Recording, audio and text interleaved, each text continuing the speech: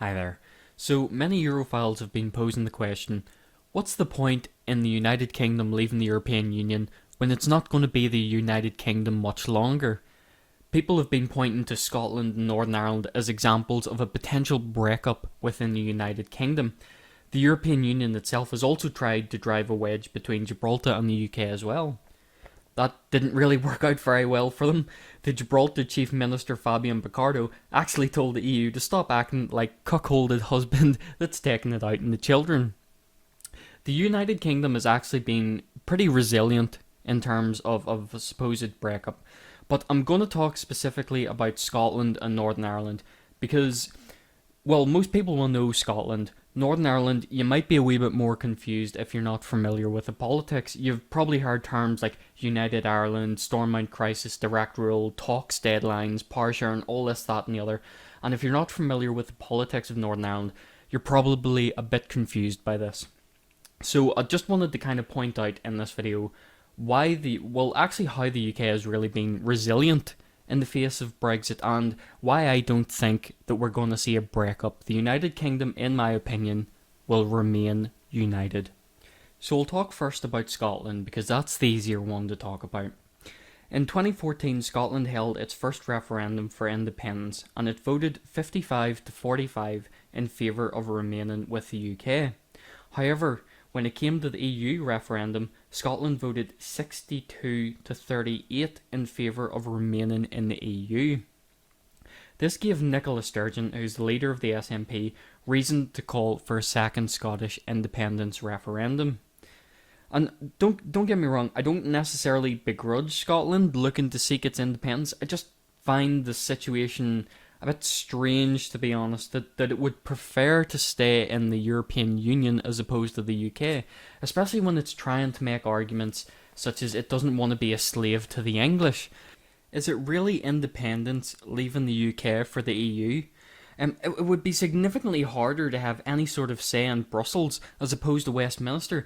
You would be, by percentage, a much smaller voice. Plus, Brussels is that much further away. Not that physical land difference really makes much of a problem there, but you know what I mean. It's distant in culture, in finance, economy, legislation.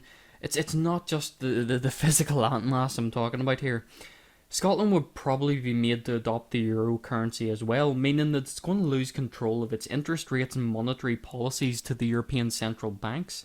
Spain has also said that they will block automatic re-entry of Scotland into the EU. That's not to say that they're going to block Scottish entrance into the EU, period, just that they're going to block automatic re-entry into the EU. They will allow Scotland to reapply, of course, but it's still a hurdle to overcome because Scotland will have to be an independent nation for some time before it rejoins the European Union, if that's so much what it wants to do. And Scotland knows that there's problems within the European Union. If it joined the European Union again, would it really try to be a lone wolf and push for reforms within Brussels?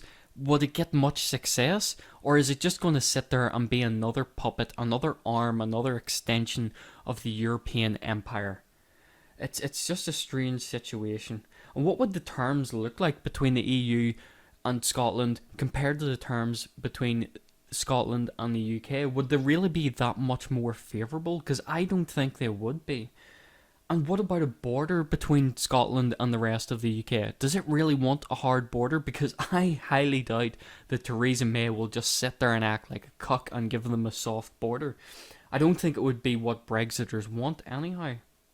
With all that in mind, it's time to look at a couple of polls here. So there was a YouGov poll that was released in January of 2017. According to this, 28% of people in Scotland voted to remain in the EU but said no to Scottish independence. 21% voted to remain in the EU but said yes to Scottish independence. 16% voted to leave the EU but said no to Scottish independence. And 14% voted to leave the EU but yes to Scottish independence. Now, Nicola Sturgeon used these figures to try to assert that this was a reason why the Scottish wanted to leave the UK.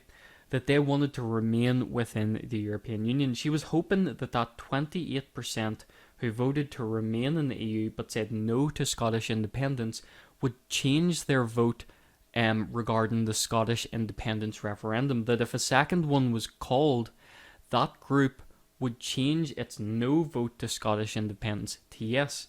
But this hasn't quite translated as Nicola Sturgeon wanted. It's actually the case that the 14% who said they wanted to vote to leave the European Union and to leave the UK now want to remain in the UK.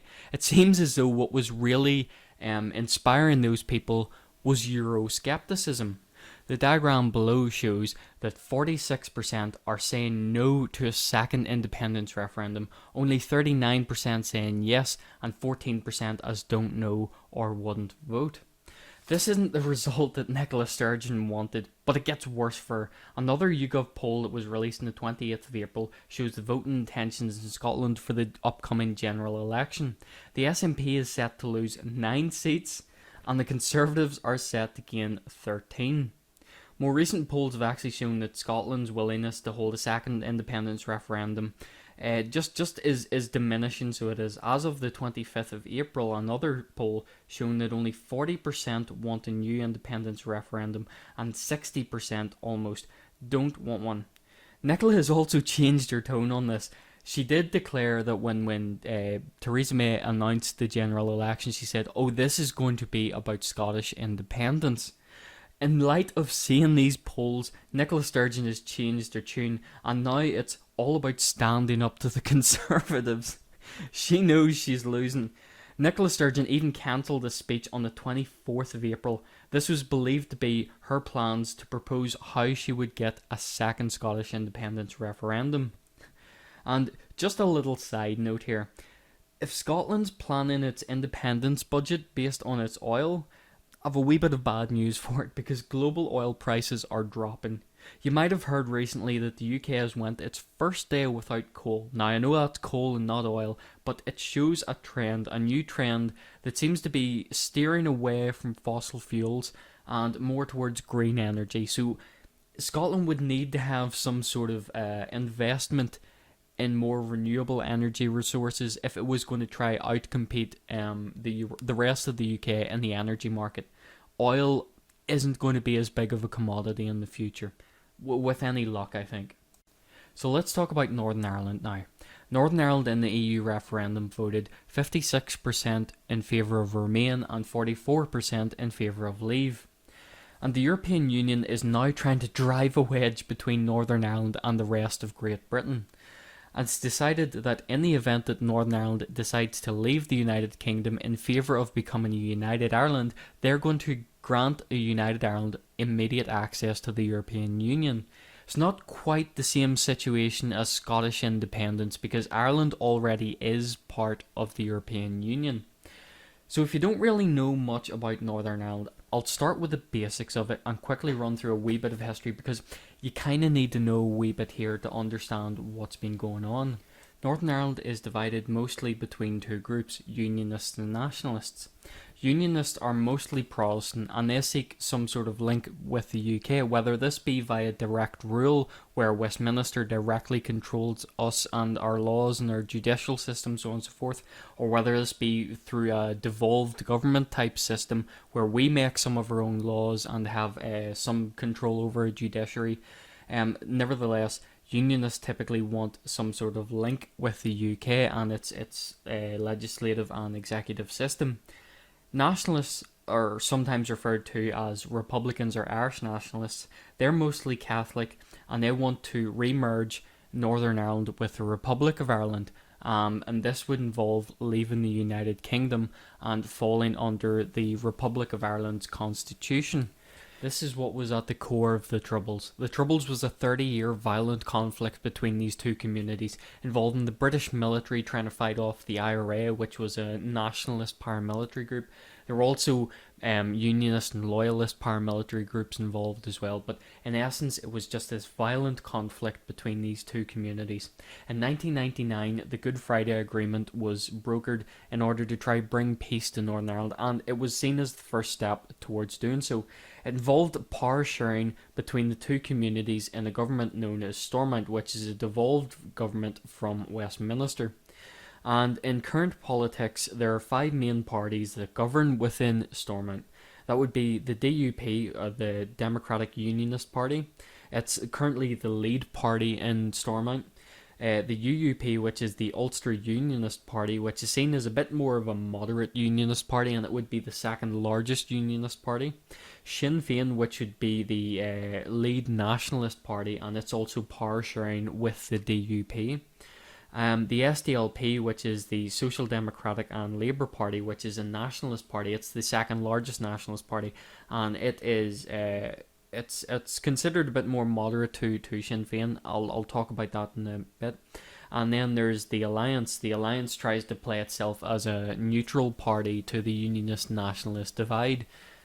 Now, despite peace being brokered and power sharing within this devolved government, politics have been very, very divisive in Northern Ireland. It's typically found that nationalists will vote one way on a given issue and unionists will vote the other way. And the same applied to Brexit. And it seemed as though mostly nationalists voted in favour of remaining in the EU, and the unionists voted mostly in favour of leaving the EU. Although, having said that, within the unionist grouping, there was a bigger divide between those who wanted to remain and those who wanted to leave, as opposed to the nationalists, where near enough every nationalist voted in favour of remain. Among unionists, there wasn't quite the same consensus that there normally is when it comes to politics in Northern Ireland. Having said that though, about 56% of Northern Ireland voted in favour of remaining with the European Union, and about 44% voted in favour of leaving the European Union. And again, that was mostly along nationalist unionist lines. So, giving you a wee bit of background to this, I need to explain the Stormont crisis, and then I'm going to explain why I still think that Northern Ireland will remain within the United Kingdom. So the Stormont crisis was caused as a result of something known as the Renewable Heating Incentive Scandal. This involves the current leader of the DUP, Arlene Foster, and an independent MLA called Jonathan Bell. The scheme was set up to encourage businesses to use renewable energy boilers, but the problem was it was poorly thought out and it led to some serious cases of fraud. For instance, there was a farmer who was paid £1 million for heating empty cattle sheds. And this also caused an overspending of approximately £400 million. Needless to say, this was a massive problem. Arlene Foster was the Minister for Enterprise, Trade and Investment at the time, and the Renewable Heating Incentives was created about 2012. There were numerous complaints brought about that the initiative was flawed and that it wasn't working as it was supposed to, and that it would lead to overspending, and allegedly these were ignored. This has led to a formal investigation. Jonathan Bell says that he encouraged Arlene Foster to close the programme down, but she failed to do so. This caused virtually every other party in Stormont to turn against Arlene Foster and the DUP, including the Ulster Unionist Party. On the 9th of January 2017, Martin McGuinness, who was at the time the Deputy First Minister and the leader of Sinn Féin, resigned. This was allegedly done in protest of the RHI scandal, but some unionists had insisted that Martin McGuinness actually resigned over health concerns, namely cancer. Martin McGuinness denied this, but do point out that Martin McGuinness died of cancer on the 21st of March 2017, just 2 months after his resignation. Now, after Martin McGuinness resigned, Sinn Féin's nominating officer refused to nominate a Deputy First Minister. This position wasn't filled for 7 days, and as a result, Stormont officially collapsed on the 16th of January. The Secretary of State, James Brokenshire, decided to call for a snap election as a result of this. Most parties in Stormont had a problem with the DUP and thought they would take them down a few pegs. Especially, and this was very, very strange, but the UUP thought they would take advantage of this situation. Mike Nesbitt, who was the leader then at the time, got I suppose just a wee bit greedy and thought he could nab some unionist votes from the DUP. The problem was this came to bite him in the ass. He'd done so by declaring, "I would rather vote for the SDLP than the DUP." When the results came out, the UUP had lost 6 seats. Mike Nesbitt had to resign. Now there's talks of a unionist pact for the next election that's coming up. I'll reference that again in a wee while, but for now we're going to go back to Sinn Féin. A new leader stepped in. This was Michelle O'Neill, and I want you to pay a wee bit of attention to her mentality. This is a woman who has publicly paid tribute to the IRA. Recently, she was a key speaker at a memorial for 8 IRA bombers who were killed by the SAS as they were attempting to place a £200 bomb at Loughgall police station. Just bear in mind, the previous leader of Sinn Féin, Martin McGuinness, was a confessed ex-IRA commander. Sinn Féin for a long time has had many connections with the IRA and various other paramilitaries. Again, I'm going to reference this in a wee bit. So the snap election occurred on the 2nd of March. As a result, the DUP had lost 10 seats, but it was still the lead party with 28 seats in total. Sinn Féin was the second party with 27 seats. The SDLP was the third party, instead at 12 seats, and the UUP had dropped to 4th place, having lost 6 seats. This has been a very disappointing result for Unionists, and as a result, they've lost their majority. This has caused Michelle O'Neill to get somewhat cocky with the election results. She's seemingly refusing to cooperate with power-sharing talks post-election. Sinn Féin was not in agreement-finding mode during talks to save Northern Ireland's political institutions, DUP leader Arlene Foster has said. So Northern Ireland's kind of sitting in a wee bit of limbo at the minute, and this is what people are talking about when they refer to the Stormont crisis. It's really just that we don't really know what's going on here because peace talks aren't progressing as they should. But James Brokenshire is probably likely to call for another snap election, but this won't be until after the UK general election, and to be honest, nationalists aren't really likely to have much of a say in Westminster. If they do want a referendum on a united Ireland, it's probably going to have to go through Theresa May first, and she's not very likely to agree to it. The other way that Michelle O'Neill could try to push for a referendum on a united Ireland would be via a majority in Stormont. To be honest, if that were to happen, I could see a reignition of the Troubles. But that's still not likely to happen anyhow, and allow me to explain. These election results are not representative of the population of Northern Ireland. Now, anyone who's been watching my videos for a while might know that I am not a fan of proportional representation and that it is the election system that we use in Northern Ireland. And one of the reasons is this. The UUP, for example, got 103,314 votes but only got 10 seats in this election. The SDLP had 95,958 votes but got 12 seats. This is partly because of borders and constituencies and partly because of proportional representation. Now, as you can see from this graph here, about 60% of Northern Ireland is a unionist. And I'm aware this data only goes up to 2014, but the data doesn't shift that much in the space of 3 years, even granted election results here. And the reason that the SDLP got more seats despite having less votes is because this is trying to give the nationalist voters more say in government. Don't get me wrong, it's not that I begrudge nationalists having a say within government, it's just that I like my voting system to represent the population, and proportional representation doesn't necessarily do that. Now, despite the fact that Unionists have lost a majority as a result of the Assembly election, I still don't think that this would necessarily represent the outcome of a United Ireland referendum. A United Ireland referendum wouldn't be based on proportional representation, it would be a straight in-out referendum. And I don't think that would work in favour of Irish nationalists. I mean, Unionists still make up the majority of the population of Northern Ireland. And even if some unionists voted to stay in the European Union, they're not going to become nationalists just because they lost the EU referendum. Now, the results of the Assembly election can be explained by unionist apathy, essentially. There's two maps here. The map on the left shows voter turnout. The darker blue, the higher the voter turnout. The map on the right shows the unionist nationalist areas. The darker the green, the more likely the area is to be nationalist, and the darker the blue, the more likely it is to be a unionist area. If you compare these two maps, you'll see that unionist had lower voter turnout, generally speaking, than nationalist areas. And this could be explained probably by the RHI scandal, where DUP voters might have been discouraged to show up for voting, and the UUP's voters might have been discouraged to show up because its leader Mike Nesbitt said he would rather vote for the SDLP than the other unionist party.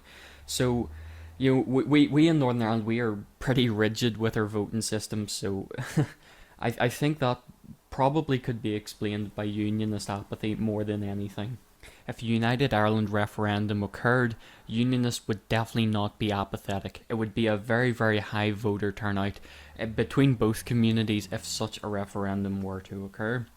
Another reason why a United Ireland isn't likely to happen as a result of a referendum is really the young generation growing up. I know that the generation growing up doesn't want to go back to the Troubles. They don't want to suffer the same problems that previous generations had.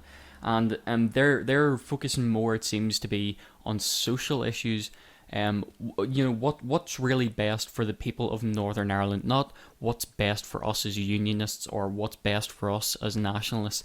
They seem to be mixing better. There's been a lot of cross-community events that have brought the two communities together, especially the young generations, and I can see a change in attitude when I was growing up. So it seems to be working very, very well for Northern Ireland, and I don't think that they would want to run the risk of going back to the Troubles again. So that's my video. In essence, I think that the UK is going to remain united.